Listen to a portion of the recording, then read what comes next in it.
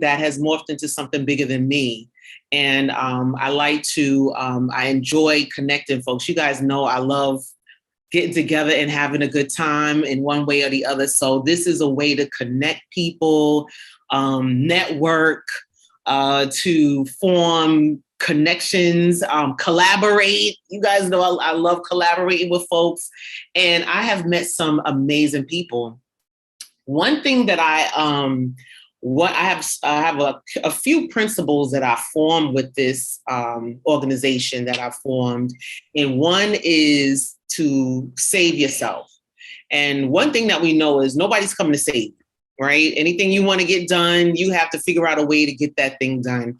And save yourself is an acronym, SAVE, and it means set intentions, right? Set your intentions first. Then A, you're going to have accountability. V is for vision. And E is for execute with empowerment. Empowerment and execution with excellence. So that is a lot of the framework, several different things that we do, but that's one. And the key is accountability. Wow. Without accountability, things kind of fall apart. I just got off an accountability call with a group of women. And we actually, we have never seen each other in person. We have only done online connections, and we meet weekly to make sure we're on point with our vision. And each one of us are doing different things. So in business, personal, whatever, it's all about having accountability and coming together and make your dreams come true. And all of us have dreams that we want to make happen. And funny enough, it's dance that kind of got us together. Wow. So let me ask you this, because one of the questions says, why do we struggle so much with wellness? Why do you think people struggle so much with wellness? Look, if we could all be at our perfect shape, size, whatever, then we would, right? If there was a pill for wellness, we would have it. Right. What's some of the things that we struggle with? We struggle because we don't know what to eat. We don't know when to eat. We get stressed. We have, different things that we like. I like potato chips and I like sauces, but no, she don't like sauces. She loves sauces. You definitely like sauces, don't you? I love sauce, y'all. No, listen. But, we struggle with wellness because our body and our brain is not in alignment, right? Our body wants one thing. Our brain is saying, no, don't do it. Don't do it. Okay. So what one of the things that we focus on here is the 4 M's, mindfulness, meditation, movement, meaningful conversations. And it is our goal and is our implementing those 4 M's every day. It kind of brings you closer to your goals in wellness. We struggle because we don't have anyone to hold us accountable. We struggle because we don't know exactly what to eat. Like, how many of us have gone food shopping, spend $300-400, and then go stop by Chick-fil-A? Hi. Guilty. Yo, I mean, it's like we just finished doing all this food shopping, and it's like, who cooking this food? Who gonna do it? Who gonna cook all this food? Who gonna cook that? Nobody's trying to do all that. Nobody's trying to do all that, So developing habits is one of the courses that, I'm focusing on now. Developing these wellness habits, right? Is day by day. I'm an early riser. I get up at 5, I'm walking. And once I'm done walking, I'm meditating. It puts me in a framework. It puts me in the mindset of, listen, I done did this. So let me try to do the right thing, at least in the morning, right? Let me start my day off with some fruits. Let me start my day off right? So once you get moving, start your day off, and you end up with meaningful conversations like this, like a weekly podcast. I connect with my peoples on a daily basis. Doing this puts you in the frame of mind to eat right. I want to do better. I want to look better, and making better choices. So with that said, because the other question we got here for you, what does it mean to reimagine wellness? Yes, listen, the pandemic has caused all of us to struggle, like I said, in one way or another. And what wellness means is looking at what is best for you. Like I said, I don't like going to the gym. I don't know and some of us like to pump iron and do all of that stuff. But I like to walk. I like to dance. What is it that you like to do? And wellness is not just the exercise part, but is actually doing the things that you enjoy, right? So if it's needlepoint, if it's, reading a book or doing the things that you really enjoy doing becomes your primary joy, and it's adding those pieces of joy. And that takes the place of food. And I don't know how many of you have ever gotten so wrapped up in something that you enjoy that you forget to eat. Or you skip, I don't know about forgetting to eat, but you wake up, you look up and it's like, dang, it's already 3:00. 3:00. Yeah. Right? Exactly. So when you're doing something that you really enjoy, you kind of lose track of time. And that is really what we are talking about in terms of reimagining what wellness means for you, right? It's not a size, it's not a shape, it is a state of mind. And for me, peace is my wellness. Right? Don't bring me no drama. Do not bring me no drama. At this point, I'm like a scissors. I will cut you. Cut you off. I will cut you all the way off, straight to the knees. Do not bring drama. Put you on that one. Exactly. Put you all the way to the back burner. So with that being said, wellness and reimagining it comes from knowing what works best for you and coming into a better sense of awareness. Who are you? Some of us, do you know who you are? Do you know whose you are? Right. And developing a prayer life, developing a connection with, for me, I call God, connection to God. And, and once I have that connection, I know there's another power that's greater than me, that's holding me together. Right. So that's reimagining wellness. It's balancing the 5 F's: family, faith, finance, food, friends, right? Fun, going out and developing a balance of those things. So you did one acronym. How about the one for using the 4 M's?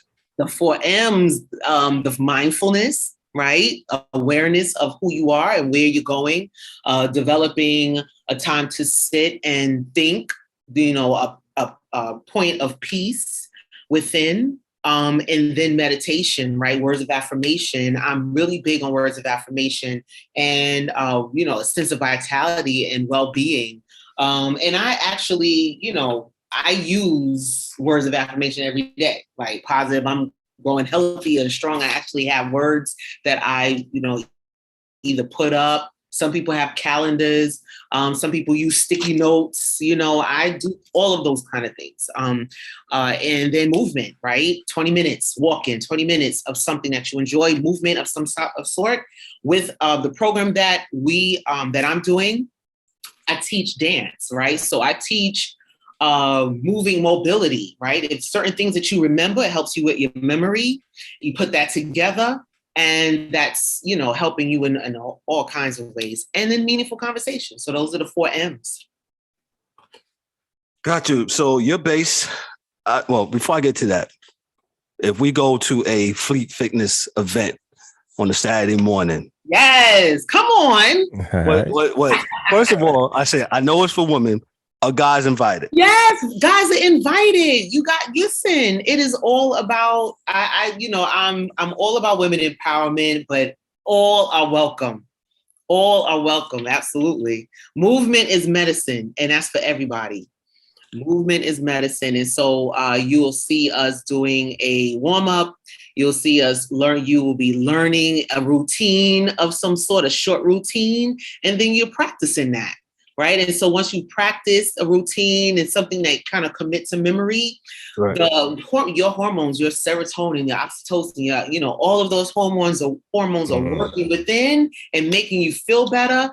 and that's taking over. And once you feel better, you leave out with a whole different state of mind, state of being. You're on a different level, right? And it's all about raising your vibration at this point. Right. Who's your oldest participant you ever had there? Oh, well, let's see. About 75. Okay. All right. 75. Nice. I do my Zoom classes. You know, my mama's in there. She said 5. Shout out to I have a whole bunch of other No doubt. yes. I love it. Ladies are getting it. I love. Let me get at this question right here. It says, how does dance fitness help us level up in other areas of our life? You might have touched on it, but go ahead. Yeah. Professionally, personally, it's all about balancing. It's all about raising the vibration. It's all about, a lot of people are into like manifesting, what is it that you want to manifest? What is it? What are your goals, right? Goal setting and goal attaining, understanding where you are and what you want to do. What's your next steps, right? So that's where you're going. And that's what Fleek Fitness by Shauna is all about. Finish that. So let me just go back again. So we go show up to an event. What are we playing? What are you listening to? What is the group listening to? Yes, absolutely. When we had the event last Saturday, oh my God, it was amazing. Okay. We started out with some tribal beats. Of course, we have some African music in there. We touch base, we grounding, no shoes. So, working out with our bare feet. We had some Afro beats going. Okay. We ended with some meditation. So of course we had some of that in there. And every now and again, I throw some gospel music in there. Usually I start personally daily with some gospel music. So you're going to hear a little bit of everything, a little bit of R&B. Of course, I got to get some Brooklyn in there. I got to get some Biggie in there. Hi. All right. Got to get some Biggie in there, right? Yeah. So I touch bases. I'm part of Gen X, and real music for me is all about the 80s and 90s and just some way back in the days. I take it from back then, and it's all a part of us, who we are today. So we look at the history of our music. And that helps us to tap into some of our memories of just some fond memories of some things that we've experienced. And that also adds on to raising our vibration and taking us to the next level. Gotcha. We're going to go to the panel, guys. I'll start off with D-Dub. D-Dub, what do you have for the C.E.O? So you out in the park, right? With this, right? Yeah, absolutely. Yeah, we're in the park. I actually have a space that I'm going to be using as well. I go wherever, I'm gonna get back to this. Let's get back to the park. So the park, I only asked this because back in the day, we used to be out in the park, and you remember the girls was out there doing the DD. Do you Double Dutch? Double Dutch? Yes. Come on. Where's the double Dutch at? Where's the people doing the double Dutch? People. Listen, I don't know about that, but I'm still doing double Dutch. That's what's up. Now that's fun. That stuff. Now that kept people in shape. That's it. It was fun.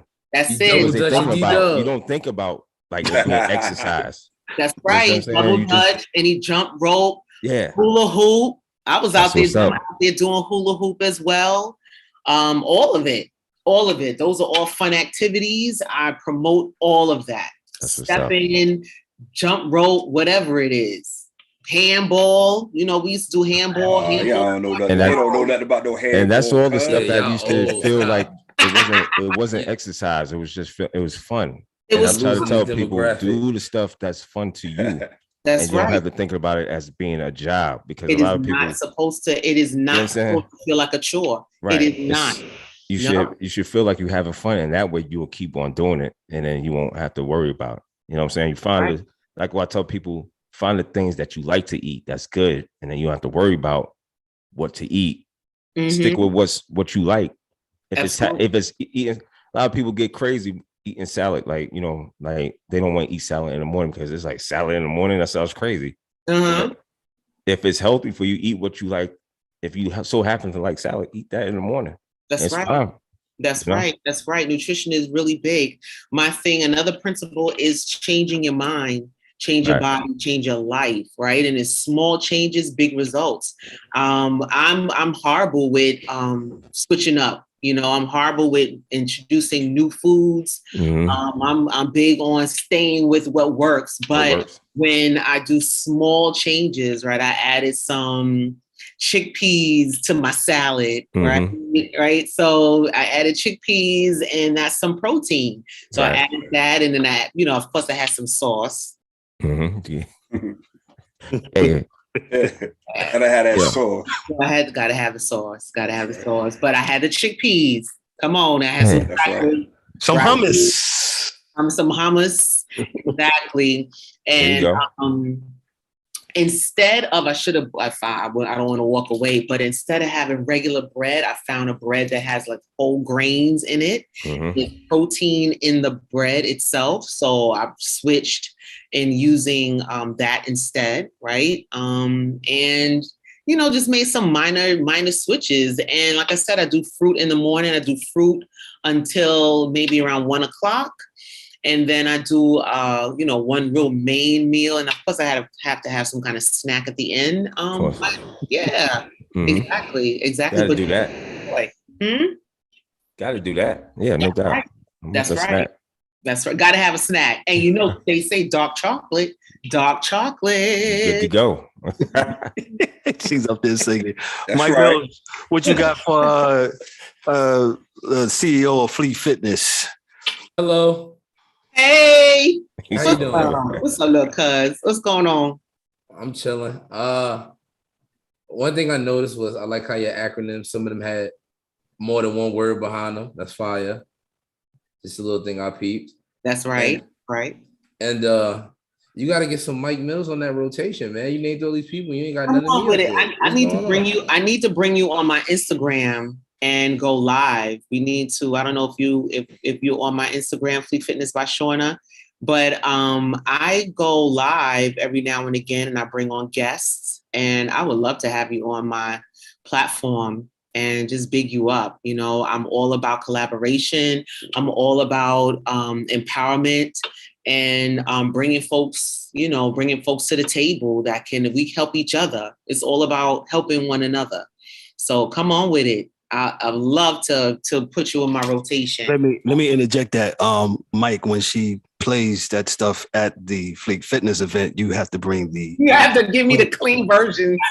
I got a song with no curse words in it. That's the one I'm talking about. No, they got no curse words. The rest of them don't fit, but I got one that do fit. That's why I did that. That's what I'm saying, man. As long as it got a dope beat. I know what I'm doing. As long as it got a dope beat. I just want to say thank you for coming up here. Yo, and the fans out there, she really be doing this because I be up sometimes like 5, 6 in the morning after work. And we be up there doing calisthenics and stretching. That's right. Up there. So tap in, please. In the park, in my backyard, y'all. It's about to get real lit. I'm about to deck out, put some privacy in the backyard, and we about to go all the way in. We about to go see it 2, 3 in the morning, y'all. 4, 5, 6. Oh yeah. You gotta go there. The angry one, James Eric, what you got for Brooklyn? I'm gonna try to hold it down. Brooklyn, what's going on, cuz? How you doing, man? You know how we do. So let me ask you, I hear this a lot in the fitness world. So let me ask you, for you personally, what is the balance that you have for yourself between motivation and discipline? Come on here.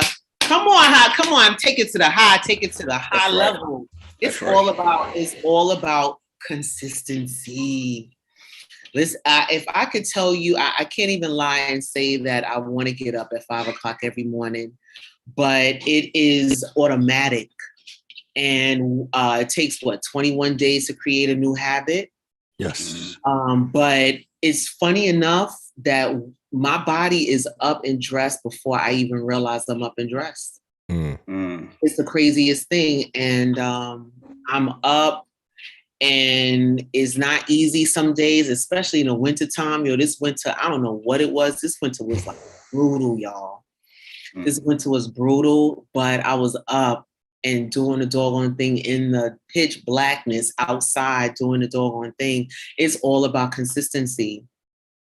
And that's where the magic happens, right? Motivation is discipline, is consistency. And once you add consistency to the mix, everything falls into place. Seriously, everything falls into place. And that's why I'm not letting up off these dreams, right? I have dreams. I have a dream. I feel like Martin Luther King Jr. right there with that one. But I do. My to inspire, right? I want to inspire.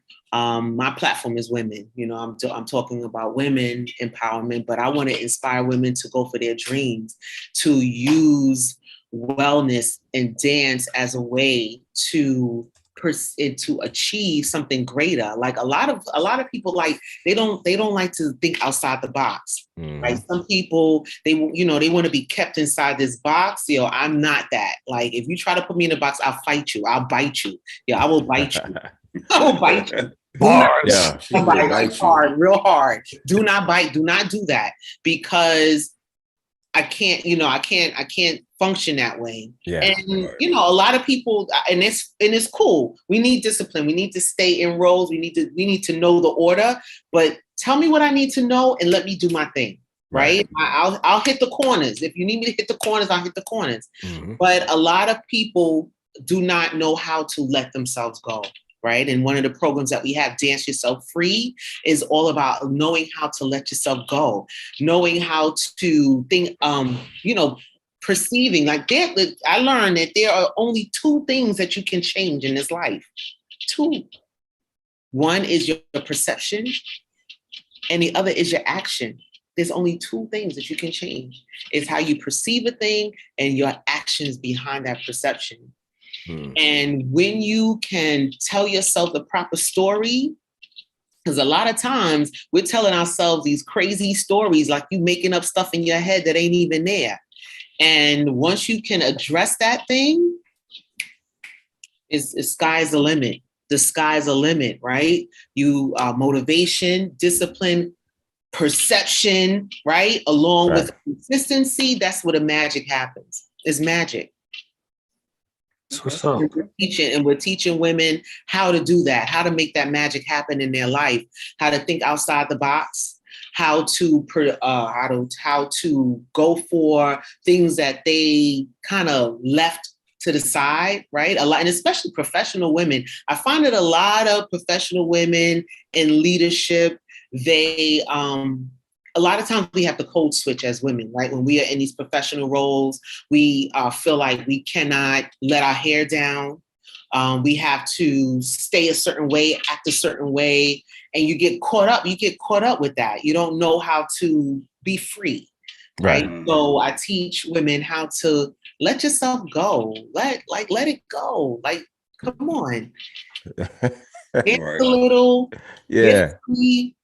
Come back to it. Come back. Yeah, thanks, Eric, for that. Yeah, absolutely. I'm all about that. And y'all don't know I'm a real heady geek. I am a geek for like self-help. I'm a geek for like psychology and like how the brain and the body works together. We like that. We need that. We need more of it. I am way big into that. Eric, Yeah. we got big conversations to have, right? I'm into how food affects the body and the brain. Right? Like if there's certain days, if I eat the wrong thing, if I start my day eating the wrong thing, it's all downhill from there. All downhill. I don't know if you guys have ever had that.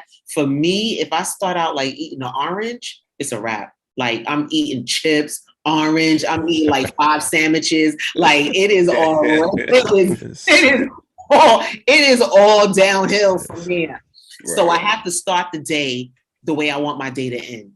Right. Start the day how you want your day to end. Wow. And yeah, that's big. That's pretty powerful. Pretty powerful. Dan, one of our new guys. He's our hockey dude. Dan, what you got for this? Welcome to the family. Welcome to the family. I was gonna say it's nice to meet you. Nice to meet you. Can't wait to meet you in person. One of these days we'll get to that. Well, with COVID and everything, hopefully this stuff goes away and we can do in-person stuff more. Yeah. Like, I guess for me, like it was great, like the information and like the acronyms and all that and all the stuff, you know, how it's scheduled or you got it so where you know what to do. Kind of for me, someone that works like a crazy schedule on nights, I guess my question is, do you have any like tips or tricks to like motivate you or to stay consistent? Yes, yes, absolutely. One of the things that will help is how you start your day. Do you go to bed a certain time? What time do you wake up in the morning? What is it the first thing you do when you open your eyes? Right? Are you reaching for your phone? Are you, are you on the phone or are you watching TV? What's the first thing you do? And for me, a good tip is to manage the first hour of your day. The first hour of your day and set those intentions. What I said, how you save yourself, set your intentions. That is a major tip. Set your intention. Once you open your eyes, gratitude sets the attitude in motion, right? Whatever you can give me 3 things that you're grateful for when you open your eyes, and 3 things that you need to get done before the end of the day. That is those are some tips that will help you stay consistent, stay motivated throughout your day. And for me, and I know, as you mentioned, there's a whole bunch of things that we want to get done. But for me, I list 3 things.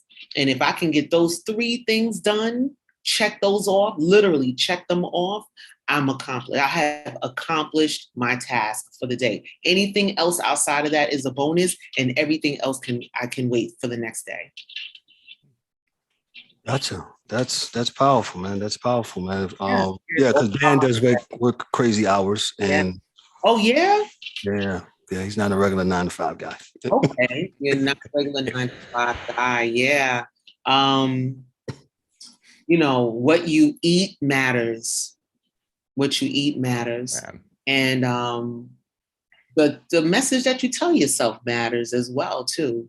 And not to be so hard on yourself either, So, yeah, absolutely. And if you have to be up late at night, schedule in every 2 hours, snack. If you have to snack every 2 or 3 hours, put a healthy snack in pre-pack a snack.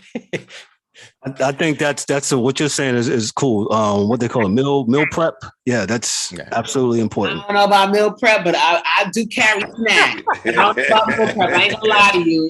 I don't know about meal prep because I don't eat the same thing every day, but I absolutely am big on putting a snack in my bag. Some pumpkin seeds or pecans, cashews. I'm really big on that so that hunger doesn't find me. And I hate when I get so hungry that I'm like, is that a Ritz cracker? Like I hate when I'm so hungry that I'm ready to eat whatever, So to avoid that, I'm always packing a little snack. Yeah. If I know I'm going to be out late, I'm packing a snack. That's great. Almost like how Mom used to put snacks in the bag. Hey, exactly. Yup, right. Them peanut butter crackers, right? Oh yes, Ritz.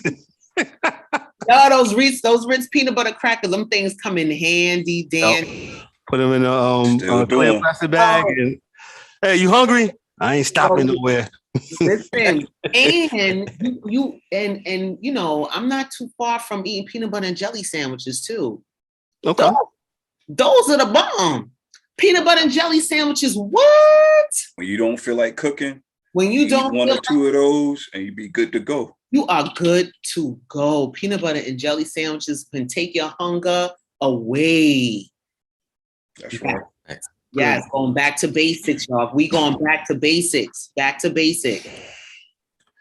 So we're gonna have to wrap this up here shortly. Let me tell you where Shauna is found. She has a website. It's fleekfitnessbyshauna.com. www.fleekfitnessbyshauna.com. You have blog posts on your thing. She had a blog post on her thing, I think yesterday. I got the notification for it. It was wonderful. She talked about meditation and all the things that she talked about on tonight's show. Yeah, So subscribe. We are at the 7-month mark in the year. It is time to assess your goals and adjust. Assess and adjust, right? Do understanding where you are. If you're meeting your goals, if they're not working, switch up. It's insanity trying to do the same thing, getting different results. I mean, doing the same thing to try to get a different result. Right. And switch up. It's time to switch up. If that ain't working, do something different. Right. So that's what that article and catch that, please. Absolutely. Yeah. So if you're out there, you're listening, please like and subscribe to that. Also, it's transcribed in the YouTube comments also. Yeah. Help us out with that. She's also on IG and Facebook. She's also on LinkedIn. By just simply searching Fleek Fitness by Shauna. She also has her own podcast also. It's called The Experience. Yes, merging life, love, and laughter. Yes. So we're about to switch that up. We're going to change that to Fleek Speaks in a minute. But for now, and we're talking about our experiences.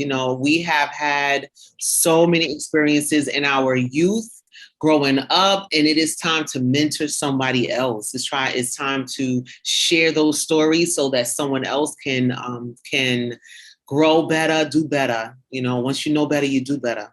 Facts. Last question, cuz book recommendations. It says here, Make It Stick. Who's the author? Why do you choose that book? All right. You already know. You know that however,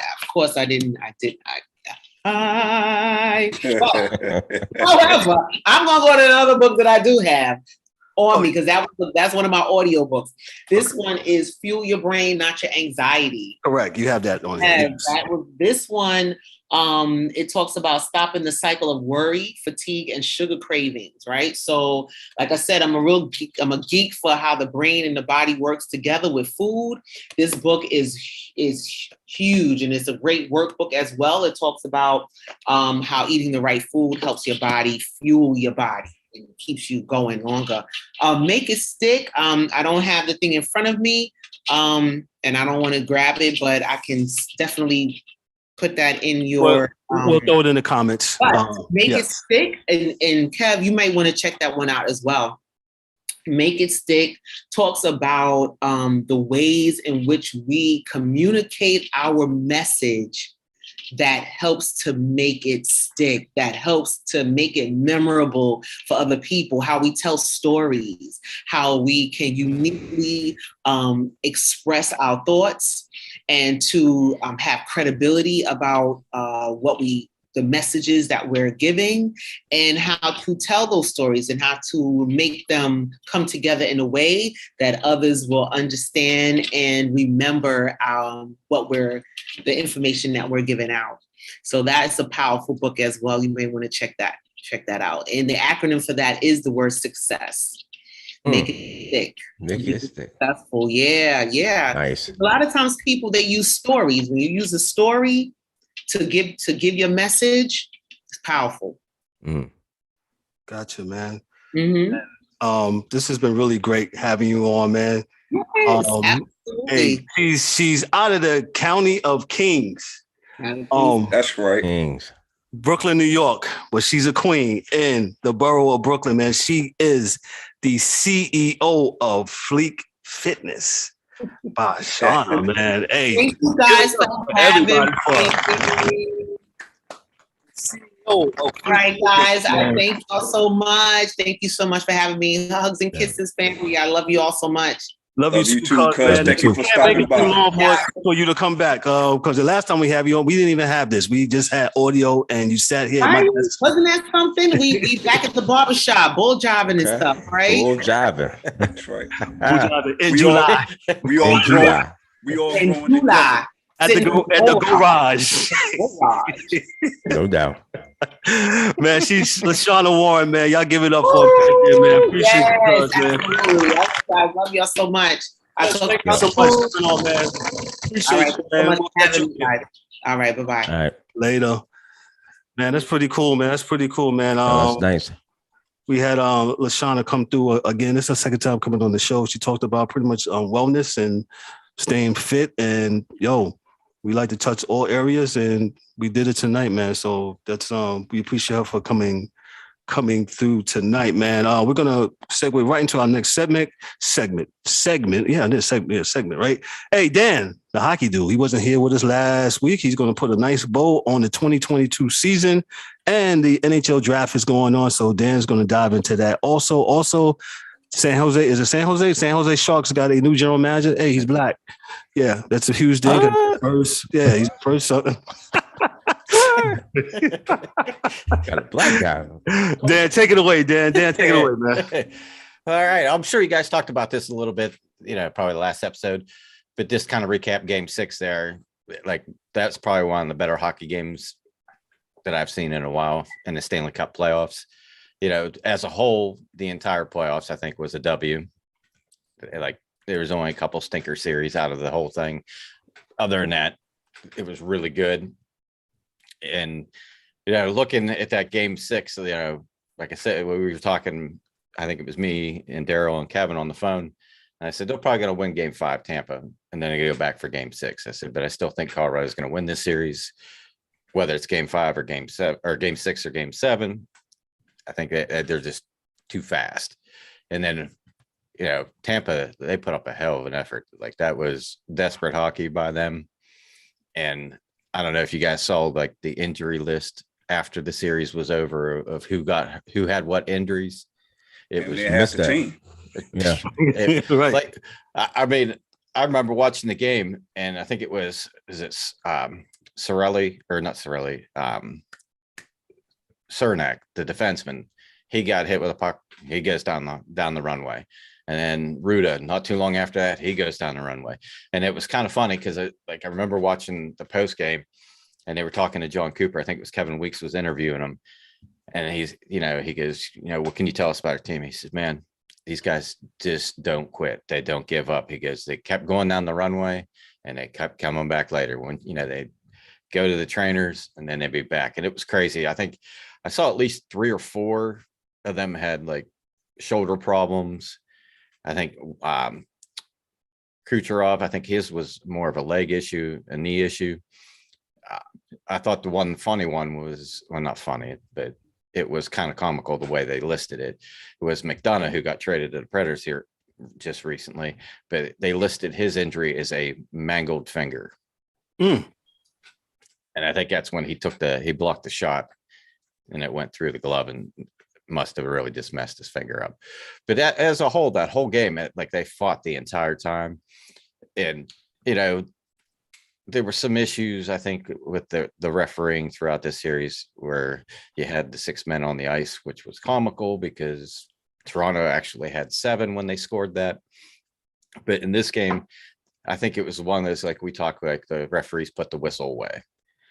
I think let them play, right? Yeah, I think Tampa had 1 power play, and I think Colorado had 1 power play.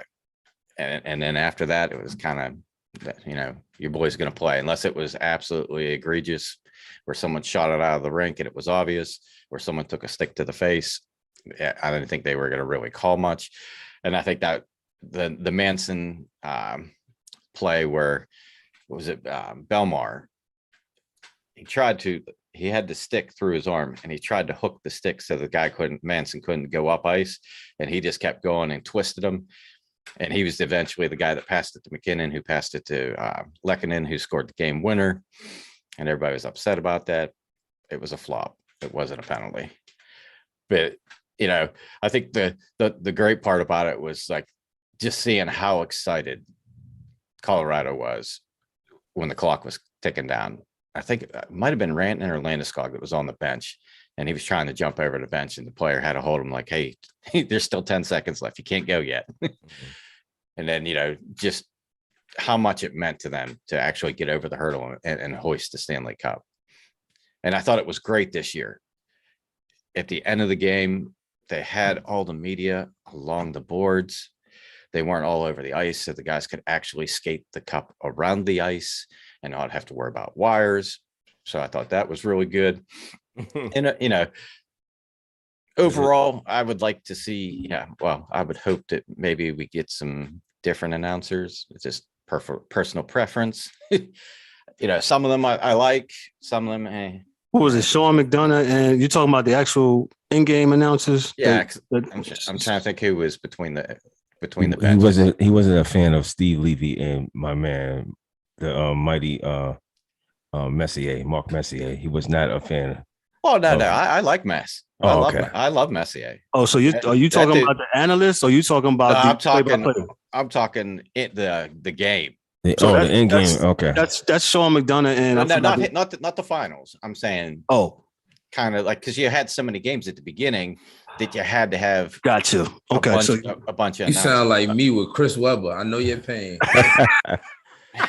Lord have mercy. Those get him started on Chris Webber, please. Extra timeout.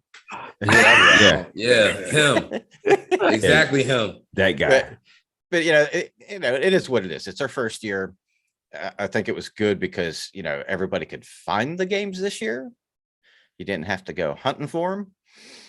ESPN made it really easy this year as far as and if you had the ESPN Plus thing, the ESPN Plus, you could watch it online. It's the least that they could do since they don't cover it ever. Yeah, this is true. Wow. But that's the thing. Yeah, I said it. Yeah. Oh, and you're correct. That is true. Facts. Because when they was on NBC, I mean, it was Radic. a nice look, but it was just hard to find them guys on NBC. And then, sometimes I think they would go to Peacock or something, some craziness like that. Well, you had with that, it was just difficult. It was NBC, and then you had the NBC affiliates, CNBC, right. The news channels and stuff they'd show on it. Yeah. And it was difficult. But like you said, they brought, more eyes on the game. And I think the players themselves, the way they played this year in the playoffs, brought more eyes on the game. Hopefully the game grows and they actually start covering it a little bit more on the Sports Center and the highlights and all that good stuff. But overall, like I said, I thought it was, a very good playoffs from the start to the beginning. Lots of great games, Dan, let me interject. I'm sorry. You talked about you hope it'll pick up on things like Sports Center. I think hockey should. I mean, I know they got a contract with ESPN. I think the games on TNT and TBS. Yeah. I think their coverage was really good this year. This was their first year doing it, correct? Yeah. Yeah. I thought their coverage was really good and therefore and insightful. ESPN one day might not be the biggest thing on the block. Facts. So, and I'm not going to get into the bag of what ESPN, but I'm sorry, Dan, carry on. I just had to put that in there.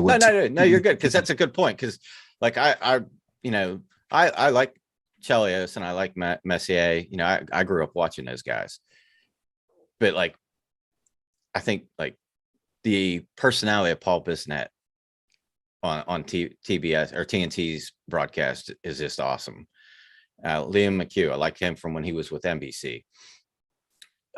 Rick Tocchet, and then you got Gretz and Anson Carter. I mean, you got 4 former players that have completely different careers, and I guess the chemistry between them was really good. And the things that they did in studio and stuff, I thought it was cool when they brought Barkley on. He kind of welcomed them to Atlanta for their first broadcast on TNT, which I thought was really cool. But yeah, it's like I said, a lot of their announcers for the games I like. It's just I'm used to Doc Emmerich. Well, he's since retired, correct? Yeah. But a lot of the guys that we listened to that were really good are retiring. So now you got new and up and coming ones. I guess you got to give them a shot. It gets time to learn that voice. Yeah, when you've been listening to the same guys call hockey for 20 years and then they retire and then you get a bunch of new voices. Yeah. You know, it's like, I mean, Doc was the best in the game. I mean, yeah, as long it's as hard Jack to- Edwards never gets on national broadcast, I'll be happy. I guess he's related to Chris Webber. Ain't that right, Mikey? Homer. Dan, what else you got for hockey as far as free agencies going on now? You got the draft that's going on as we speak. Go ahead. Well, I was gonna say, you know, we were talking. You know, Mike Greer got the GM position there in San Jose. Correct. You know, that's a great thing for hockey. Then Oh, also, what's his credentials? I'm sorry to butt in. What's his credentials? he's a former player. I think he played with Edmonton, San Jose, and I want to say Chicago. And then he did some front office work before transitioning to the position he's in now. But I can still remember him playing. He was a good guy. I like to watch him play. He was a physical guy, you know, tough to play against. And like, yeah, you know, I didn't realize you were telling me that like his family. Yeah. The brother is a general manager down here with the Dolphins. Yep. And I think the father did something with the NFL. Yeah. So they're sports family. They family affair. Yeah. So we had that, and then I just saw where I'll probably butcher the first name. Manon Riom. She was the first female goalie to play in an NHL exhibition game in Tampa. They hired her for the Kings. I think she's like front office, and what was it, player assessment or Okay. something like that. So that's cool. You know, that like you're starting to see a lot of diversity through the NHL as far as management, front office stuff, player development, scouting, and all that good stuff. Because I know, like, you got Cameron Granada, it was in Seattle. I know Amanda Kessel, Phil Kessel's sister. She's I saw where during the season she was doing an internship with the management of the Penguins. You know, so it's good to see that it's branching out, you know, all across the league. But then, you know, I think, was it I want to say it was Tampa's assistant coach got hired as the Detroit Red Wings coach. Mm-hmm. So it'll be interesting to see, because he worked with Stevie Yzerman in Tampa when Yzerman was there. So he knows what Stevie's about. So they may be able to do what they did in Tampa and rebuild that team a couple years down the road. They may be a beast like Tampa is right now. So we'll see. Great, great Detroit Red Wing. His whole career there. And then, of course, we got the draft going on. You know, I don't know. I guess Tyler Cat, this is a little bit of a weird year because, you know, a lot of times you have that perennial, you know, who's number one. And we talked about it, I think, months ago about, hey, who's, you know, top prospects, you know, and Shane Wright, we talked about. He didn't go till fourth. They had that Montreal had that first pick. They picked the big Swede or Finnish guy, Solovsky. And then he went number one. And Nemec went to the Devils at number 2. And the interesting story, and I feel really bad for this kid, Logan Cooley. He's going to Arizona. He gets to play at Arizona State University. All 5,000 of them. It's a pretty small crowd there, huh? Yeah. Oh, yeah. But the cool thing about this is, I was telling Kevin about this, and you might have been on the phone with us too, Daryl, that when Crosby came to Pittsburgh, he understood how expensive hockey is for kids. So him and David Morehouse, that was in the front office of the Penguins, came up with a learn to play program.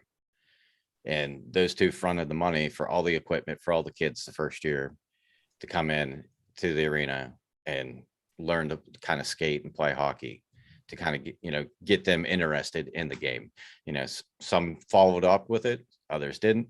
But this Logan Cooley kid was 4 years old. He's from Pittsburgh. He was in the first year of it and went through that program, and now he just got drafted number 3. I'd have to guess he's the highest drafted Pittsburgh player from Pittsburgh player ever in the draft, because you got Trocheck, Sod, him, I think Malone that used to play for the Penguins in Tampa was from Pennsylvania. So it's good to see, but yeah, like a lot of these guys, like, you know, I think Seattle got a, you know, a nice little gift of Shane Wright dropping the number 4 to him. But there's a little bit of, you know, draft stuff going on. Like I was texting Cal, I said, holy crap, there's a lot of stuff going on pre-draft. You know, they traded sorry, Daryl, this is gonna be hard for you. But Gorgiev, he's now gone. He's in Colorado. They got him for a second and a 5th this year, and a third next year. And he's an unrestricted free agent, so they got to work out a contract with him to get him signed. Wait a minute, Dan. What we gonna do now? He still got Shesterkin. So let me ask you that. He plays every night. Yeah. Well, okay. With that said, with the Avalanche, why did they? I mean, they won the cup. Was there a need to get a second goalie? That was. Well, here's kind of the issue. So, and going through like who's a free agent and all that good stuff that I was looking at earlier. The problem with them is they've got quite a few. So you got Burakovsky, he's a free agent. Who's the other one? Nazem Kadri's a free agent. There's Nichushkin, who had a huge playoff series or playoffs. He's a free agent. And I want to say Josh Manson, the defenseman, is also a free agent. Darcy Kemper is also a free agent. So all those guys are very important to what they just did. So, like, you know, who do you sign and who do you let go? So they knew they weren't going to be able to pay Kemper what he deserves.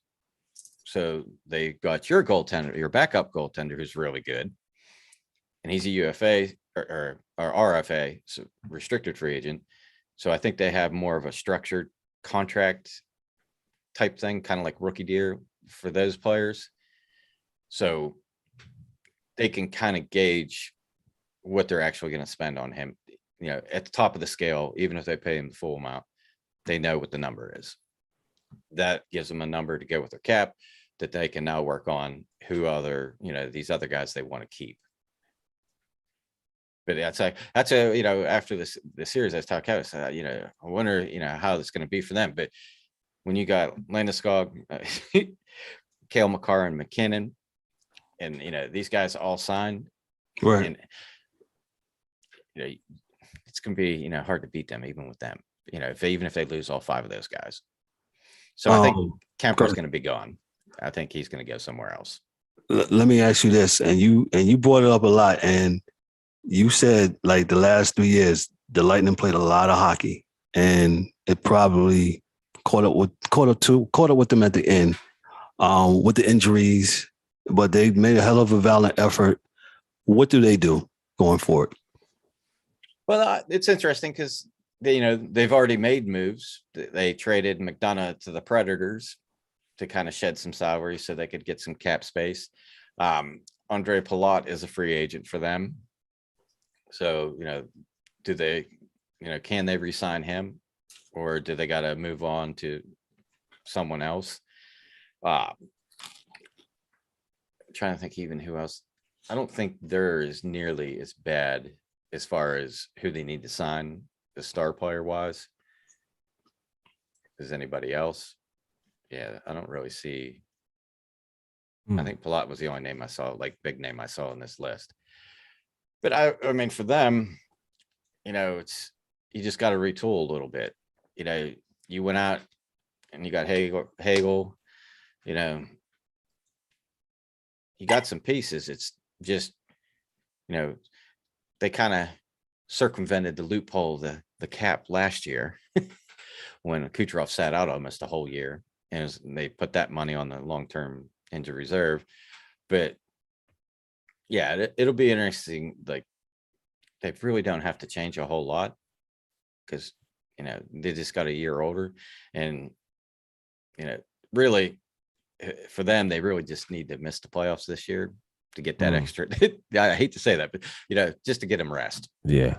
Because like you said, that's a lot of damn hockey. They played over 3 years. Yeah, we mentioned that last week, and we're saying it's a lot of hockey. A lot of hockey. Dan, to put a little bow on the hockey segment here. What's to come with hockey here in the summer months? We had the draft tonight. What are the things, transactions, and when does hockey reconvene again for those that are not hockey novices? And, hey, they just tuning in and be like, hey, when does hockey come back on again? Hey, it was exciting. Go ahead. Well, kind of like on this, the free agent market type thing. So like the Penguins got Malkin and Letang that are free agents. Well, they locked up Letang today. I think it was 6 years, 36 point something. And I saw, was it LeBron tweeted it? I think it's like mostly front loaded over the first 2 years. I think it's like 8 and 8.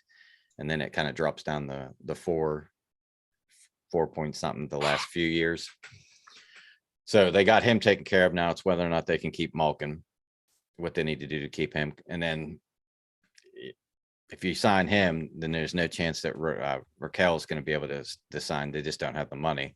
It's the guy they traded for at the trade deadline. So, it's going to probably be one or the other. But like you guys, the Rangers, Justin Braun, he's a free agent. What are you guys going to do there? There's a lot of really good defensemen that are free agents. And it'll be interesting to see like what some of these teams do. Like I know Seattle is kind of not doing the Vegas thing where they got a lot of veteran players in the expansion draft and then, made trades for better players because they were historically great for an expansion team. Right. But, some of these guys, they could sign and, really get the mentors in for their young guys that they have. Some of these older guys on the back end of their career. And some of these guys that are even younger, like you got, what's his name? Klingberg from Dallas. He'd be a good one. Most of these guys are in their 30s.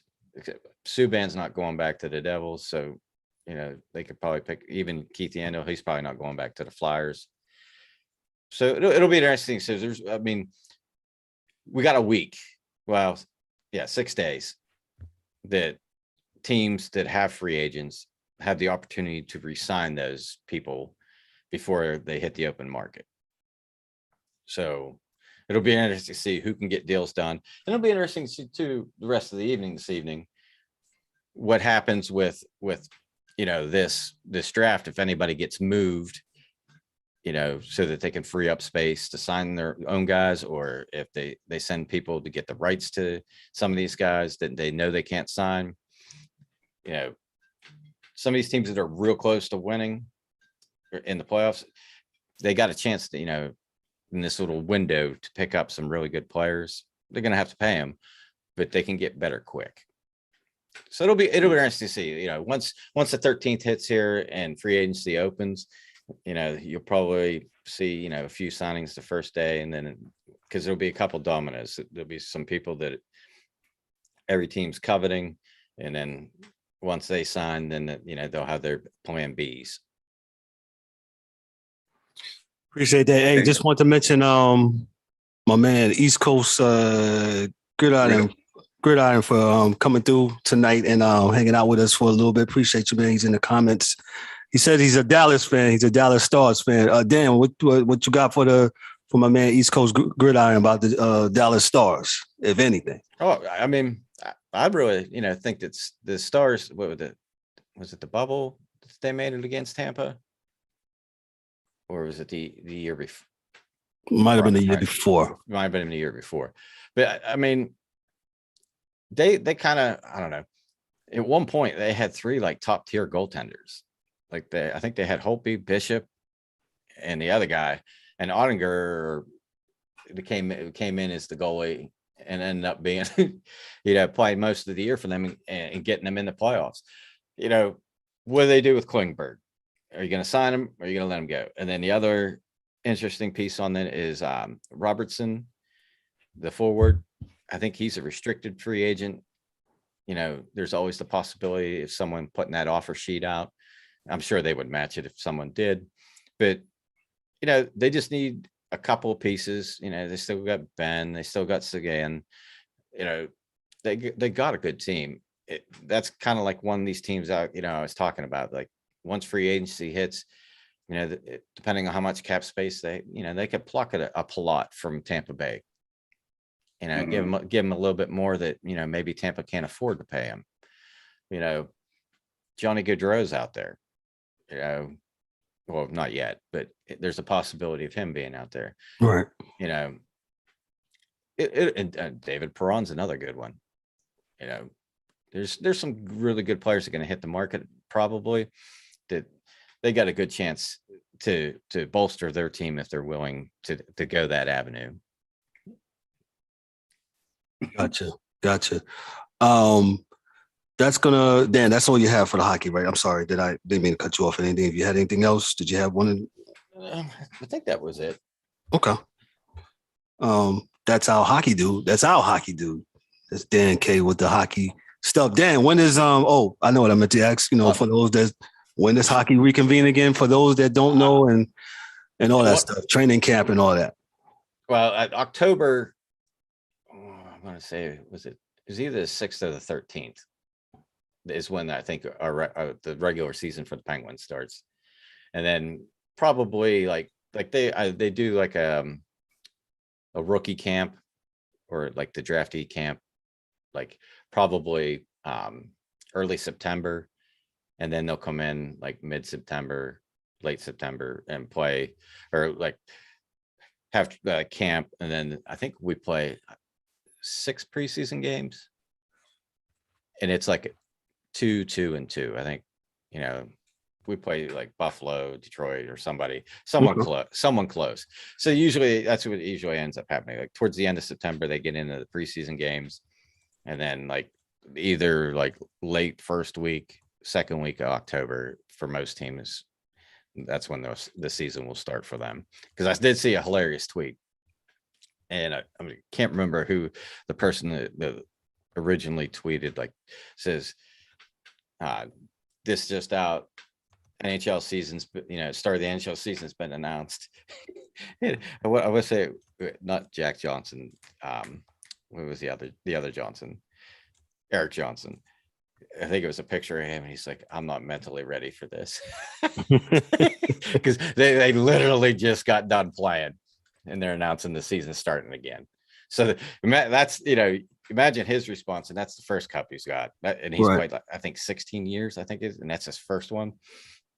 And then, you know, then you got Tampa that went through that, you know, 2 years in a row. Right.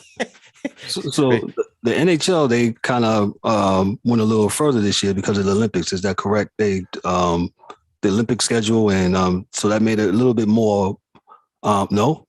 Okay. They had an Olympic schedule, right? But they canceled it because of COVID. Okay, but needless to say, they did have the schedule. Yeah, COVID was the big issue because they had to make up so many games. Like, they made up a bunch of them during that period of time, like the 2 weeks that they set aside for the Olympics. Right. But then you had, remember, like we talked about it earlier in the year, I think it was Jersey was one of the teams that had a kabillion cases where they were playing with kids from the ECHL on their team, because even the AHL guys coming up were getting it. And there was, I want to say it was Phoenix or Arizona, whatever they're called now, that they had a bunch. So it was like that.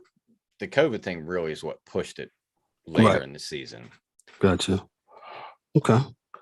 Well, hockey will be back in September, but that doesn't mean that you won't see Dan. Dan will be here talking about other sports as we transition to the National Football League.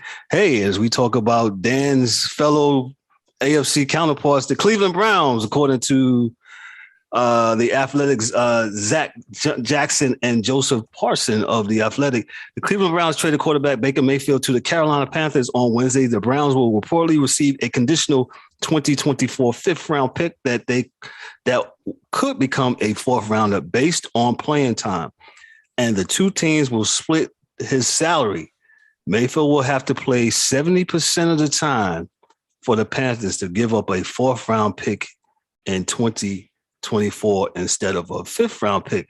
Mayfield spent the past 4 seasons with the Browns after the team selected him with the number 1 pick in 2018. In the 2018 NFL draft, he was tallied with 14,125 yards, 92 touchdowns, and 56 throws to the other team in 60 games. During his time in Cleveland, Mayfield led the Browns to 1 playoff appearance in 2020. The move comes after Cleveland traded for former Texas quarterback Deshaun Watson.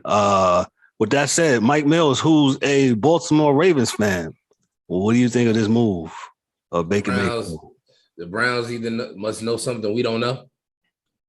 That could be the only logical explanation for trading the only other quarterback on your team that's won games, and that's about it. Browns must know something we don't know. So the Browns are browning? Yeah, I mean, you can't understand them unless you wanted them. So they must know something we don't know. Browns doing Browns things. Unless you wanted them. Oh, God. They baking brownies over there. You know what's Bacon brownies. They baking brownies. Go ahead, Dan. I gotta say, I saw this come across earlier this morning, and I was like, okay, so Baker goes to the Carolina. I think he's making, I want to say, I think it's like, no, he's making like 8 million with Carolina, but he can, with incentives and stuff like that, he can get up to like, I think 12 or something like that. And then Cleveland's paying the other half. But like you're saying, like, what is Cleveland going to do if they suspend this dude for the full year? They got Josh Dobbs, dude. And I don't even know who I don't even know who the other guy is. They're gonna be 0-16 for the year. That's nothing new for them. Oh, 17 games now, remember. Right. You right. They're gonna be 0-17. That's I mean, going winless is something that they know about. So it'll be nothing that's out of the ordinary for them. Bacon brownies. But what's interesting though is like Baker going to Carolina. So McAdoo used to be the Giants coach. Yeah. Mm-hmm. So like, and it was funny because they put this, like, I guess the tweet he had whenever Baker got drafted, and now he's going to be his offensive coordinator in Carolina. I totally forgot about that. Yes. Yeah. Ben McAdoo is with the Panthers organization now. So my question is, what do you think Carolina does this year? Because, are they going to keep Darnold or are they going to try to trade him? Because he's making 19, Baker's making 8. Who are you going to play? And if Baker plays, does that make them a better team? Well, with Darnold, yes. But in that or NFC South, where do they end up? I mean, they wasn't winning either way, but true. I mean, this really don't push the needle for neither team. Like, it don't make neither one of them really.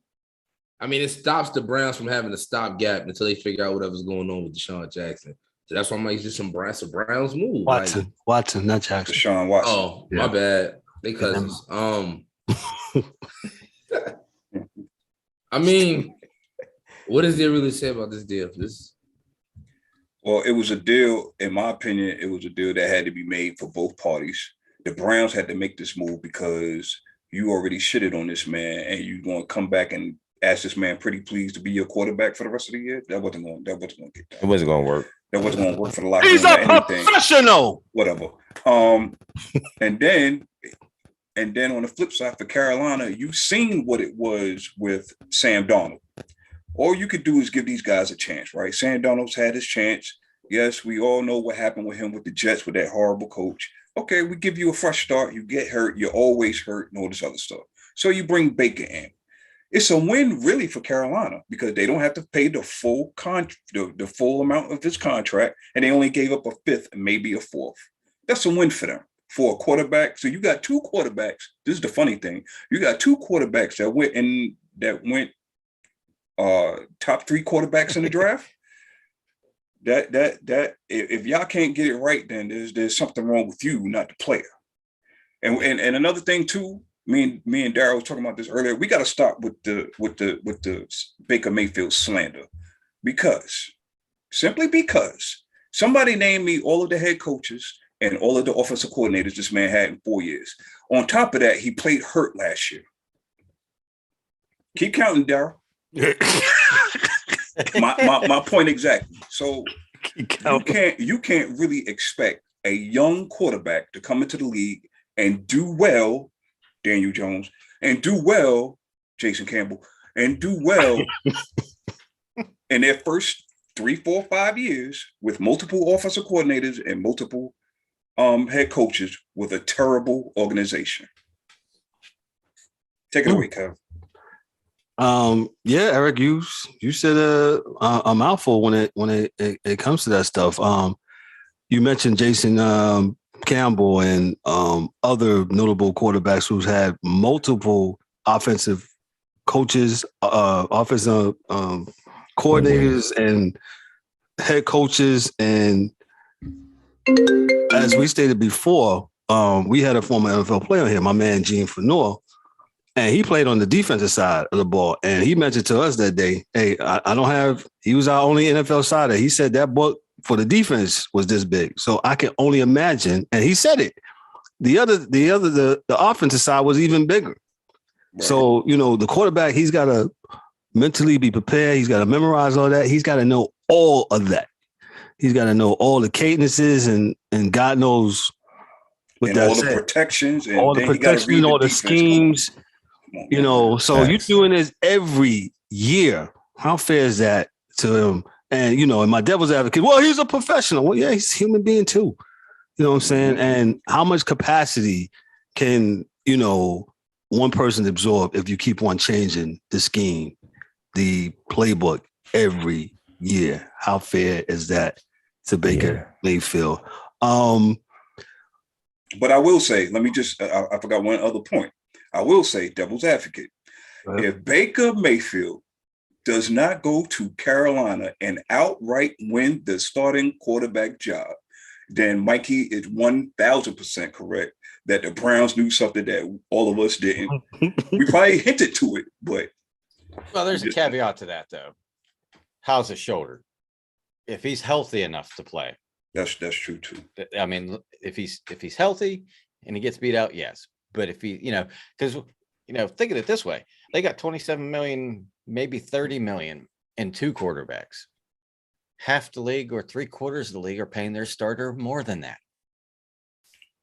So, you get 2 quarterbacks for the price of one, really, the rest of the teams in the league. So, if he's not completely healthy, you let Darnold play the first couple games until he is healthy and then bring him in.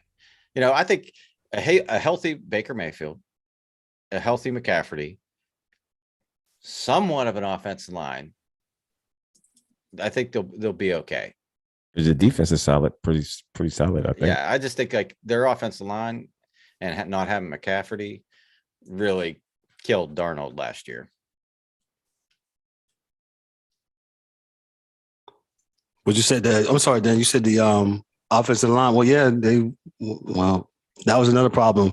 If you remember, Carolina got out to a really, fast start. And I know Eric's getting ready to cut me off. He said, well, who did they play? They didn't really play, quality teams.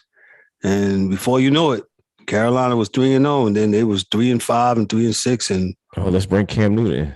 Yeah, I think they won in that division with this going with Baker. That was last year, right? Yeah. Mm-hmm. Yeah. Bring Cam Newton in, right?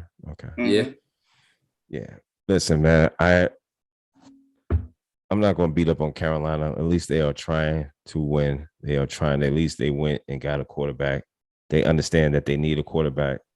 So they tried it with Darnold, who coming out of college, he was talked about very highly. Didn't pan out. They paid a lot of money this time around. Try Baker. You got to give Baker a shot. Hopefully he's healthy enough. Go ahead. So and then as far as the Browns, I mean, they shot themselves in the foot. This guy wasn't going to come back to play with this team. And why would you? They already told you what they what they thought of you.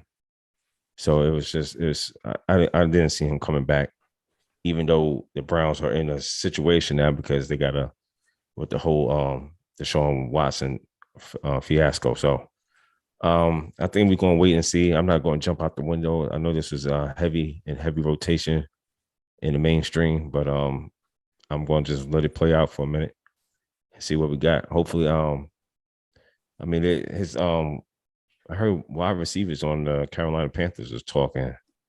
They don't like him or some of the fact, but that's nor here nor there. So we'll just wait. What was the commercial he used to do at Cleveland Stadium? Was it the Progressive one? Then stop. I don't remember. Maybe two men in a truck will sponsor his new videos. 2 men in a truck. Baker Mayfield. Oh man. Not too much else is going on football. Football is about to begin their camps here at the end of the month. You know, for all you football junkies, football is there. Let me touch on another football site. I don't know if any of you guys caught the USFL last weekend, the championship game where the was it the Birmingham Stallions? They defeated the Philadelphia Stars, man, in the inaugural season of football. Just I don't know if you guys, anybody get a chance to catch it. It was the Stallions winning 33-30. Some of the things, I didn't watch all the games or anything like that. I thought having the players mic'd up, I thought that was pretty cool. They had the coaches mic'd up. That was pretty cool. I thought it was funny that didn't catch anybody cuss. So they must have told me, hey, man, hey, take it easy. But 33-30, they played all the games at one venue. I can't think of the venue right now. I want to say they played it in Birmingham. I'll check it to recheck it, the facts. But this is a reincarnation of the old USFL league that they had back in the days in the 80s that went defunct, and they tried to go head-to-head with the NFL as Donald Trump was leading the way with that league. And basically they lost out to the NFL when they tried to go head-to-head with them in the fall. And basically there was a lawsuit. The USFL won. They won $2 though, and that pretty much cut the league off. I'm gonna start with the guys up here. What do you think is the future for the USFL? I'll start with D-Dub. What you think? Well, I caught it and then I fumbled. I didn't watch much of it. Mm-hmm. It's gonna be hard, man. I don't know if they trying to match up against the NFL. I don't think that's their I don't think they're trying. They can't. You know what I'm saying? The fans' attention is not there for this type of football. You know what I'm saying? I think it's more of a diehard fan. He might just indulge in it, have nothing to do, watch it. And you might see some good talent. Some hopefully somebody will cherry pick from that league to bring them over. But other than that, I don't really have much for you on this one. Okay. Will you be watching the XFL next year backed by Dwayne Wade and the USFL by Dwayne Rock Johnson? The USFL is backed by Fox. Dwayne Johnson is backing The Rock is backing the XFL. What do you think about that? I mean, this was on Fox too. I mean, so if I wasn't really checking for, if I really wasn't checking for it now, I definitely ain't gonna be checking for no XFL. I'm just sorry, man. And I love football, but I'm just, You don't like football in the summer. It's just, yeah, man. It's hot, bro. It was 100. I mean, the index was 104 today, bro. I'm not. Football was the last thing on my mind, dog. The thing was on my mind was a milkshake, nice and cold, or a beer. That's about it. In the pool. So, with that being said, again, if I'm not doing nothing and I so happen to come across it, I might take a look at it. And that's about it. Eric, I just see this as something to hold football fans over until the NFL starts up. I didn't watch much of it either. And Kev, it was in Birmingham, Alabama, at Protective Stadium. Thanks, E. Appreciate that. And well, weeks 1 through 7, and week 9 was there, and it was at Legion Field weeks 8 and 10.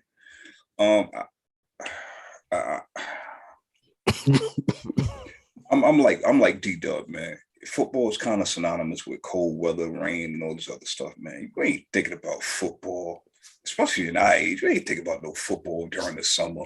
All you really trying to check for is what your team is doing as far as moves, and then coming up to the OTAs and training camps and all things of that nature, man. Ain't nobody really looking for football like that. Now, there may be some that are, and I hope that they took part in watching the USFL and gave it a shot. And if any of y'all are out there watching, please chime in and let us know how you felt about it down in the comments or whatever, or hit us up on IG and Twitter and all the other stuff that Michael will allude to later on. But for me, I watched maybe the first week, and I caught some highlights here and there, to be honest. It's an F for me, man. I'm sorry, man. I'm just being honest. Mike Mills, you got that face. Go ahead. I mean, same thing. It's I mean, the idea is cool, like cool, give them something in the summertime, but do we really think this is even going to really last that long? If anything, they need to go along with the NFL and be their minor league program or something. Do something that matters and that'll help people in the long run. But putting this on in the summer is like, yeah. There's a lot of small market cities they could capitalize on. Every other league is starting to finally have a pipeline. Look, the NBA finally got the G League somewhat making sense. Right. In the summer league. Yeah, there you go. Dan, what you got for the USFL, if anything? Yeah, I saw very, very little. I think I watched like maybe a quarter, if that. Some of the stuff, being able to hear the coach call the play and so you know what they're running. I thought that was pretty cool. But as far as like, I don't know, it wasn't exhilarating gameplay. I will say that. But I think the part, it really doesn't matter. XFL, USFL. So they can't play, September through, February because of the NFL, because no one's going to watch it compared to the NFL. But then you put them on after, February. Well, that's hitting stride for the NBA and the NHL.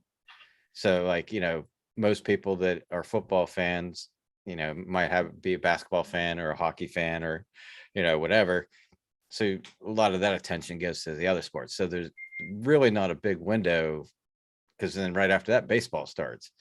So I just think it's kind of doomed from the start, because the eyeballs on it, I don't think are there. Because of the time of the year. Because I can tell you right now, if it's like late April, the beginning of playoffs, yeah, unless there's absolutely nothing on TV, I'll play Call of Duty. I'm not watching that. This is being honest. Hey, turn the PlayStation on. Play. Yep. Time for some Warzone. Let's go. Yeah, we'll transition his headphones to the Xbox Series. Not even that. Xbox Series S. I just click a button, it pops up on BattleNet. Bang! It's on the PC. Then I don't have to switch the headset. Props again. We just pick up the scuff control and we start playing. There you go. Yeah, Kev, it's a hard watch, and if nobody's, and especially if there's really no talent like that, somebody, they gotta have somebody to draw. That's the problem with the WNBA. They swear that it's a woman thing. I know you're shaking your head. It's all right. I'm not going in hard, but they think it's a man, woman thing, and it's not. Just nobody's watching it, and it's fine. I mean, it's not fine for them, but just nobody's watching them. Oh, y'all quiet now. You're not gonna get us canceled. Start directing. That would be a horrible segue, and for me to listen to my top 5 of the WNBA. So we'll just take it away to do something else. That segue was horrible. Oh my God. I missed that alley-oop. Well, it's 9:00, and come on, Kevin. No, we're gonna Get him out of here before he gets canceled. They about to start meeting Yeah, some bro, I'm just saying. Listen.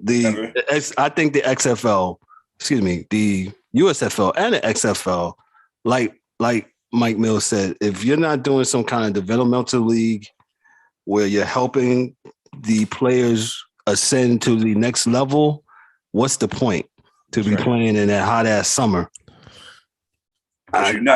You're not competing with the NFL, though. Nope, just don't even do it to yourself. Yeah. Vince McMahon tried that, and he got big bucks. You see what happened with that? I mean, if they're going in with that mindset of they competing against the NFL, and we're going to take that, you're not going to do it, dog, because this time of the year is not going to work. It's just not going to work. People traveling, people rather be out. People watching baseball, and other stuff. You're not. I mean, we've seen this before. You're not going to capture that market. Very, very hard to do, and you better have something that people want to watch. Yeah. So we're gonna segue to Major League Baseball. Hey, it's the 4th of July has passed. All-Star game should be upon us next week. With that said, I'm going to read the power rankings for Major League Baseball. My Yankees are 61 with 61 wins, 24 losses. They're number one. They beat on the Pirates 16-0 and lost to the Pirates 5-1 the second game. Let me put that in before Dan jumps all over me. But yeah, they split, and the Yankees are playing right now in Boston. Last time I looked around the corner, looked at my screen, it was 5-2 Yankees. Yankees are number one. 6-5 Yankees. 6-5 Yankees. Aaron Judge has 30 home runs almost at the All-Star break. So that's going to be very interesting to see if he can trade him. No, you can't trade Aaron Judge. Yes, you can. Got a nice Dominic Smith for you. No, Michael. I can't take the Mets whole farm system for Aaron Judge. Go ahead. I'm sorry. I give you Nimmo too. You have both of them. Oh, okay. No. We're not Kevin, trading with the Mets. I just want to say this real quick, Kev. I'm sorry. I don't like to interrupt, but I got to say this. When the dude becomes a bum for the next 5 years and we sign him for 12, I want y'all to play this back. Trade him. Yo, I'm with E. How old is Aaron Judge? He's 30, right? He's gonna be 30. Do not sign that man for no more than 5 years. I'm telling you, kid. We've seen this before. Come on, man. How many times we gotta keep on looking at it, seeing the same thing? I'm not saying sign him for 10 years. You're a prisoner of the moment. You're Manny Ramirez, y'all. You're gonna get locked in with this guy, and then you're not going. We're gonna suck. So we're gonna sign on what? We just gonna sign him for what? Okay, why can't you sign him for 5 years? That's why I just said sign him for 5 years. Is the max, because by year 4, he's not. I don't think he's looking for that. He wants that longevity. Yeah. There's no way in the world I'm signing him for 10 plus. Not at 30 years old. No way. No way. No. Yeah, the Cubs want him. They got money. If they want him, take him. We'll take him. We'll take what Send him to the Dodgers. They need somebody. Who? The Dodgers want to keep winning. They trying to get everybody anyway. Send them that was sarcasm. I'll take their farm system too. But go ahead, Kev. You don't think that's a good idea? I said 5 years, man. But you're right. The year we can't do 10 years because we've seen that. We look at Albert Pujols, and I'll get to my other thing about Major League Baseball. They're going to add spots for players like Albert Pujols. I'll get to that in a second. The Houston Astros, they are number 2 with 56 wins. The Dodgers are number 3. Mike Mills, New York Mets, they got Scherzer return. He struck out 11 in 6 innings, and DeGrom has got a rehab start this past Sunday. The Mets are going to be tough with those two coming back and scary. Mike Mills, real quickly on your Mets, and Scherzer and they win it 10-0. By the way, they beating the Reds. Okay, the Marlins. Marlins. Sorry, Pittsburgh is beating the Reds. Okay. Well, about the Mets, nothing. Not excited. I know how they collapsed. I had a DeGrom flashback the other night when Scherzer was pitching. How you not give up no runs and strike out 11 and we still lose? I ain't got time for that. So keep it pushing. We'll talk in September, August. The Braves, they're number 5 with their 50 and 34 record. Exactly. They're right behind the Mets. The San Diego Padres, they're number 6. The Milwaukee Brewers are number 7. The Tampa Bay Rays are number 8. The Toronto Blue Jays are number 9. The Red Sox are number 10. Cardinals are number 11. The Guardians are number 12. The Minnesota Twins are number 13. I don't know how they got the Guardians 12, but I guess because the Twins are in first place in the American League Central over my dad's Guardians. The Phillies are number 14. The White Sox are number 15. The Giants are number 16. The Mariners are number 17. The Rangers are number 18. The Marlins are starting to play real well. They are 39. Don Manley got them playing really, really, really good. The LA Angels, let me stop here at number 20. I know DA's not on tonight, but he is so right with this Mike Trout thing. And they're wasting his prime years. And the Angels, I don't know what they're doing not to put nobody else around them. So for Shohei and Tony too, you got to want to win. You got to want to put some people around there, man. And they're 38 and 46, and they're actually down the spot from last week. I don't know. Something's got to come to a head. Yep, they need to trade him. Yeah, I'm trading everybody. Trade Mike Trout, because you can't just blame the Angels organization. It's 50-50. Mike Trout, when's the last time you played 150 games besides last year? Everybody's silent. Okay. That's all I got. Keep it moving. and the Angels last time they played in the postseason with Mike Trout was 2014, I believe. Yeah, the Orioles are the Orioles are 21. Colorado Rockies are 22. The Diamondbacks are number 23. Dan's Pirates are number 24. Hey, that dude Cruz, man. Oof. And Jack Sowinski, watching them last night against the Yankees, man, them dudes can play. The Pirates got a young group of nucleus, but Dan, real quick, what always happens if they can keep him? He put his Pirates hat on. But you know how it goes. Yeah, who are they gonna sign? Who are they gonna keep? I mean, you guys are giving me the business. Oh, we won 16-0. Yeah. Our salary is like one of your players. I mean, stop it. I mean, really.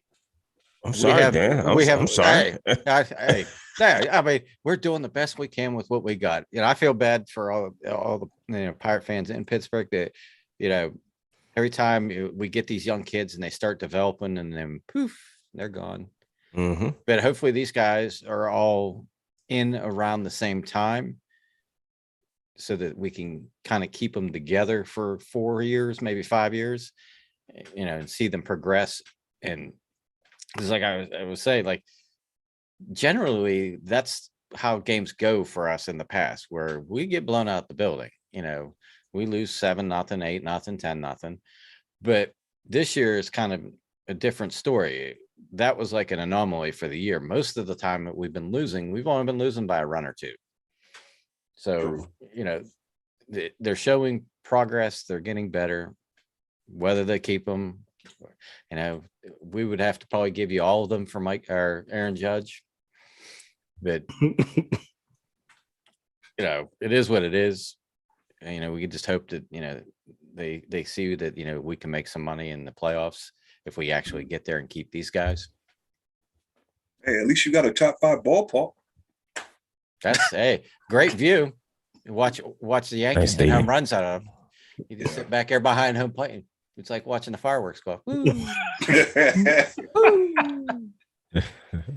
And I saw a thing where they were like, oh, Pirates announcer, upset with Yankees run the score up or something like that. So I watched a little Twitter clip, and it was Stanton hit the opposite field home run just over the fence.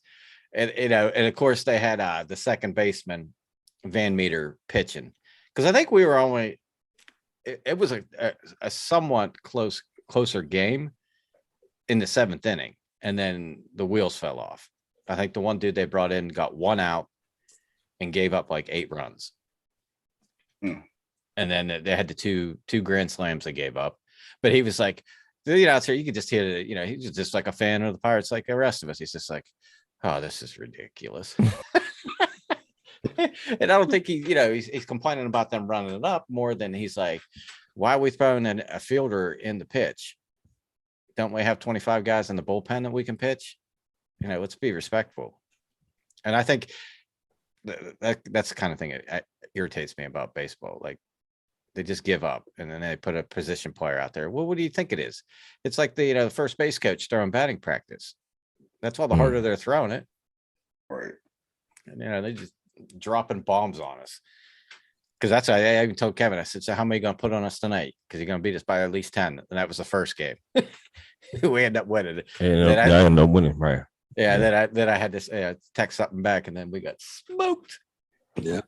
Smoking a pancake. That you did. So, like I stated, I know what I want to say. Major League Baseball, your man Rob Manfred, he's going to make an amendment to the All-Star game from what I was reading today, where they're going to add kind of like elder statesmen to the All-Star roster. So I believe starting this year, somebody like Albert Pujols, if he doesn't make the team, they would actually like put him on the team as an elder statesman to put him on to say his farewells as, his career rides off into the sunset. So that's going to happen. Don't know. And the guys are rolling their eyes.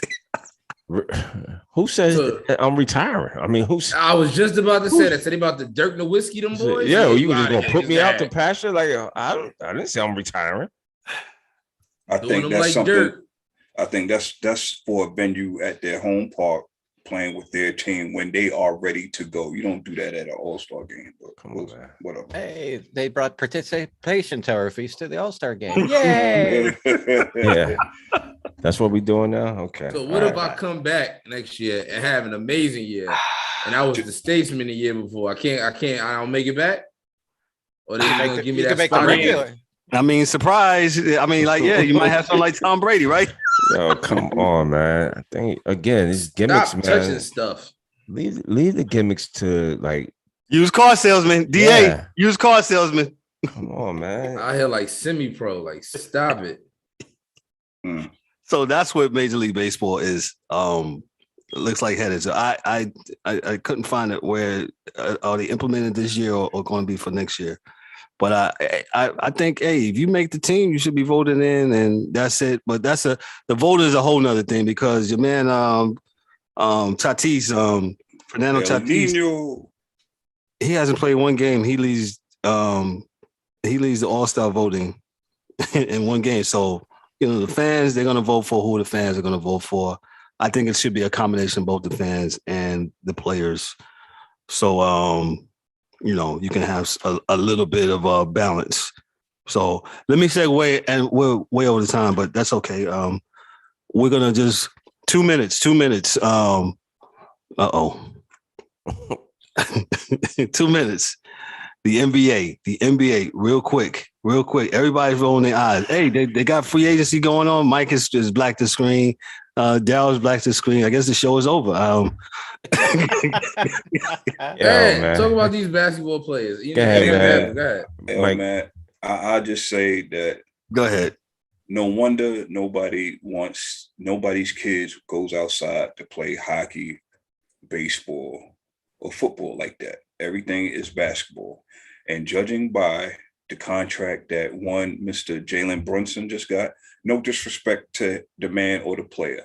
However, you have one good series, not even a good year, one good series, okay? Besides a all-star caliber player, and you shine and you get yourself $100 million. Only in the good old US of A. That's all I got. You're not gonna slander Jalen Brunson when the Knicks paid Jerome James $30 million for a playoff series. At least he got seasons of work. We're not gonna do that. That's what the Knicks do. Well, if you would have listened carefully, I said there's no disrespect to the man or the player. However, if you could do that and get $100 million, just know you can only do that in the good US of A. I don't think it's the market. It was the going market, what they're willing to pay, and it's the TV money and all that stuff. So yeah, these these mid-level guys are going to get great money. It is what it is. Real quick, anybody can blurt out the Nets. The Brooklyn Nets said they're going to take their sweet old time with Kevin Durant. As they should. And rightfully so. These guys are under contract, and I don't have to move you. I will take my time to get the best offer available. Period. End of story. So if they don't move them this off season, then what? Then you just keep playing. He keeps Keep playing. playing. He wants to hoop. He's not going to sit out. Yeah, I mean, he's not not. Yeah, going to sit out. exactly. He's You're not going to sit 34 out. years old, dog. Are you really going to sit out and you That come back? crazy You going to sit boy out might 1 sit year, out. come back 35? Hey, sit out. Steph Curry has Go 6 ahead. rings by the time you keep young. That crazy boy might sit out, but him, he ain't sitting out. Yeah. Kyrie to LA Lakers talk. Anything you Kev, I don't care. I mean, just go. Just go already. At this please. point, At this point, I don't somebody care. just give Dr. Sebi a jersey and start the season. Like, who cares, boy? Like, nobody cares. Oh man, I'm sick of these guys, man. I really am, man. I'm at the point, man. Just please. I mean, it has just become WWE in basketball. That's what this is, bro. storylines and all that. Storylines and all this other stuff, bro. It has just gone off the rails. It's all about storylines and who's this and who's that. Nobody wants to just play basketball, man. Just be great at what you do. So, Well, there is one guy that just wants to play basketball, but he's getting killed for that too. So what can you do?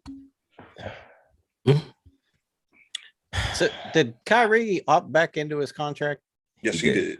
Yeah. So he's not going anywhere. No, unless the Nets Let's trade. trade him. So is Durant saying he's going somewhere else? Durant has requested a trade. well- he wants to be traded from the team. I Well, want is to he, be like Dan and just not know because they're nuts. Good I- job. Hey, but my thing is, it's like I heard this where is Durant saying he wants to go somewhere else to put pressure on the Nets to give Kyrie a long-term deal, Got to be kidding me. and that he's not going anywhere. Michael, ignorance is bliss, huh? Hey, For real. Like, because they nuts. I said this up here. I said it everywhere.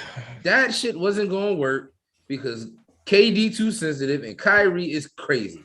That's what I said. Not for basketball reasons, not for anything else other than they're nuts. And now look, they act here being nutty, and that was taking us way past our time. And everybody else's daily life is taking up a chunk of their time. Nobody want to hear about them. Basketball is over. I want to hear who got a new deal or who did all right in the summer league. I don't want to hear. Oh no, because when the Lakers have been doing it for the last 3 years, you have not said anything about who? Los Angeles Lakers and LeBron James and that circus over there. They ain't paying them boys no attention neither. So on this show, we do D-Dub kind of leads the way with the summer league. D-Dub's kind of like the summer league correspondent, so he'll be chiming in about the summer league. Other than the kid Chet, but I mean, dog. I mean, he's doing what he's supposed to do. He's the number 1 pick. Oh no, I'm sorry. What's the number 2? Is top 2 or 3? Chet. Chet home. Yeah, 2 or 3, something like that. Yeah, dog. I mean, he had a great game. 20 points, 6 blocks, or something like that in the summer league. You know.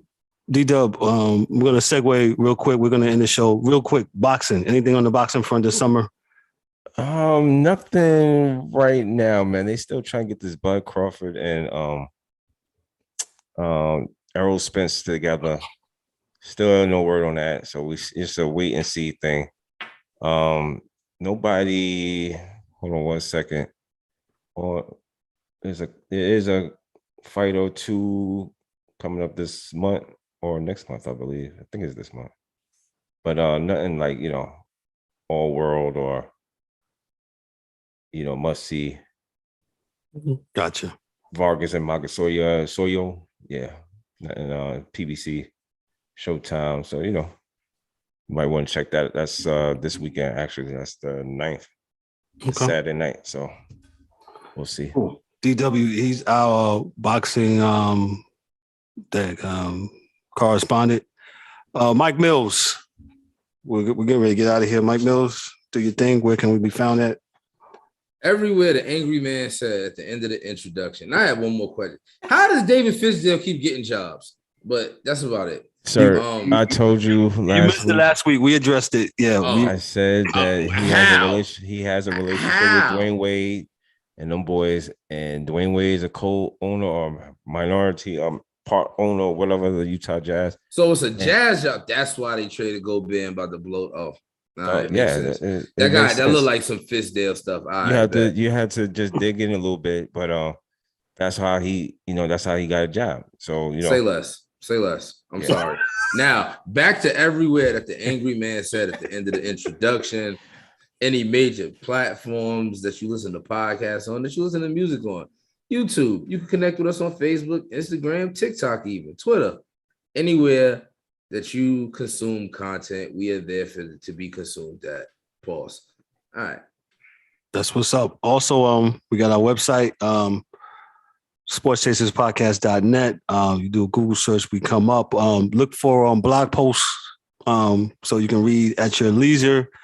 You'll have the guys here with more opinions about, what we say as they blog about things. So look for that in the very near future. I'm pretty excited. I'm very excited tonight. We had our guest, Shauna Warren, come through, talk about Fleek Fitness, and very good, very enlightening. With that said, parting shots, we'll start with Dan. Dan, what you got for us? We're going to keep it short and sweet since we've been here all night. It's good to see everybody. I want to give a big thanks to Shauna coming on. For someone like me that's not very into physical health and doing exercise or anything, I thought that was real informative.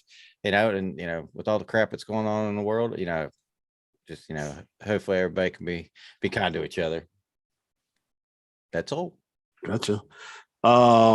D-Dub, what you got for us? Yeah, man. Everybody, man, just be cool. And, thank you. I want to say shout out to our guest tonight. Very, very, very good. Seems like she's been doing it. You've seen her grow over the years. So with her doing her thing, all her endeavors that she's dilly and dabbling in, which is really, really good stuff. Nothing too heavy. Again, catch us again every Thursday night, 7:30, Sports Chasers Podcast. Appreciate all the likes and shares. And just keep on doing it. Appreciate you. Mike Millie. Shout out Shauna. Thank you for coming up here and spending some time with us. Rest in peace, Soldier Slim. Oh man. Appreciate that, Mike Millie. I don't have anything too heavy. Thanks to Shauna coming through with Fleek Fitness. Very informative, like I said before. Thank you, cuz, for coming through. Hey, if you want to be a super fan, 15 minutes of fame. 15. You come talk about anything sports-wise. Hey, go to our website, fill out the guest form, fill it out in its entirety. Yes, we check for the trolls. So yes, go fill it out. And we're glad to have you on 15 minutes. And hey, we'll talk about sports, anything sports related. We get you 15 minutes, you come through, and there it is. Ain't got nothing else too heavy. Hey, DA, we missed you. DA was in the YouTube comments. Appreciate you, brother. DA has some other things that he couldn't be with us, but he was with us on the YouTube channel, chiming in. Thank you for that. Also, okay, Mike. I don't have anything else, man. We've been up here almost 2 hours. We're 30 minutes past our time, but hey, it's good time. Hey, we was on YouTube. We'll fix the thing with Facebook next week, where we'll be live on Facebook. Don't know what happened.